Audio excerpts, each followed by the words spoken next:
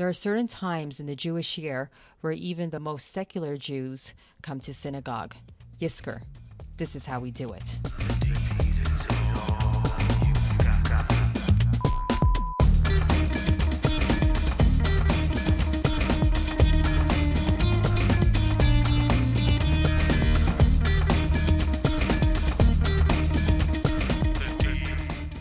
So let's talk about Yisker. Yisker means the memorial service where it is customary that Jews get together and remember our departed.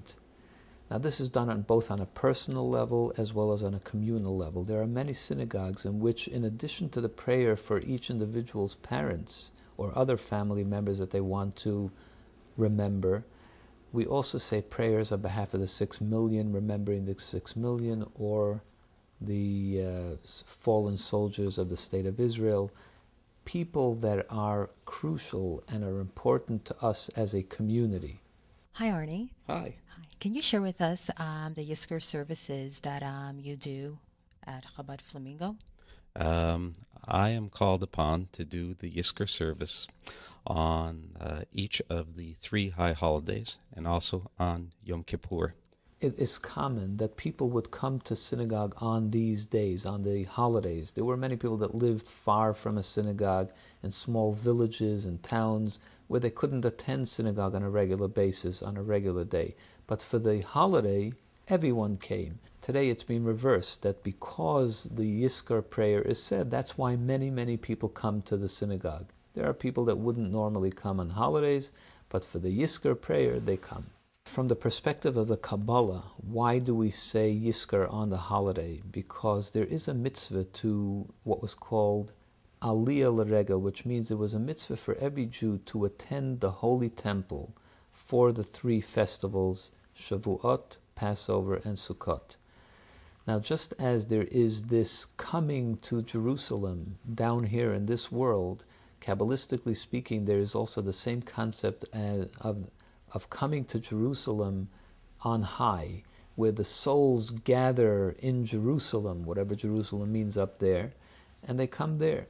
So we, just as we are down here commemorating our holiday, the souls are up there commemorating along with us. And since we are together as one, in one place at one time, we say the prayer to commemorate that event. And then who would you say it for? Like you said, you would say it for your departed parents. In my particular case, it is in memory of my parents. However, the members of the congregation who are present, male and female, say the prayers for be it a parent, or be it a brother, or be it a sister, or be it a child. So it is individual. But then the individual who leads the services, and in this particular instance being myself, I say a prayer for those that died al Kiddush Hashem and the Israeli Defense Forces. Okay, and what exactly do you say? It is a set-out prayer, and it asks that the souls of the departed individuals be remembered.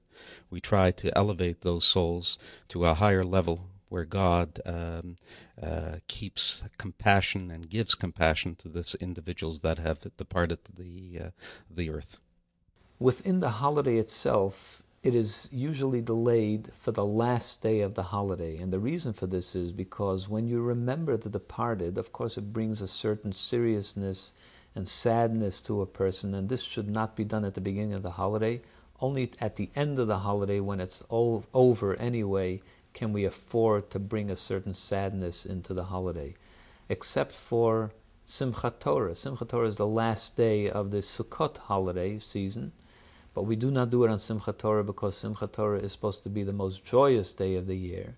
So therefore we do it the day before on Shmini Atzeres, and we leave Simchat Torah completely and fully for celebrating. Many have the custom that a yahrzeit candle is kept burning on the day that the Yisker is said, because fire represents the soul.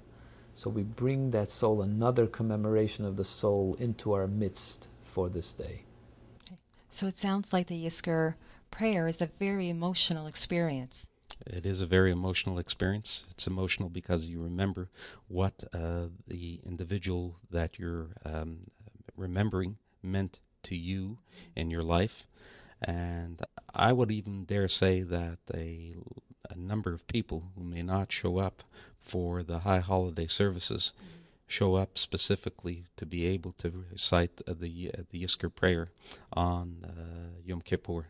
The moment of Yizkor is considered to be such an intense moment and has such real significance to us that we do not permit anyone who has parents, who has both parents, to remain in the synagogue during the Yizkor prayer.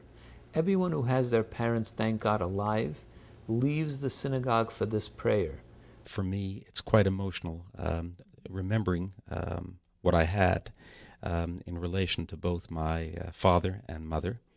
But it's also a tremendous responsibility because I've been asked by the rabbi of the synagogue to lead the service, and I have to give my wherewithal in relation to trying to elevate the souls of the departed ones, especially when I contemplate and think about that 6 million of our brothers and sisters passed away.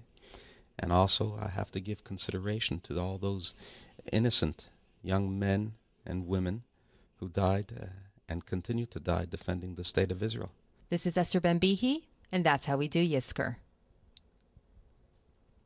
Cool.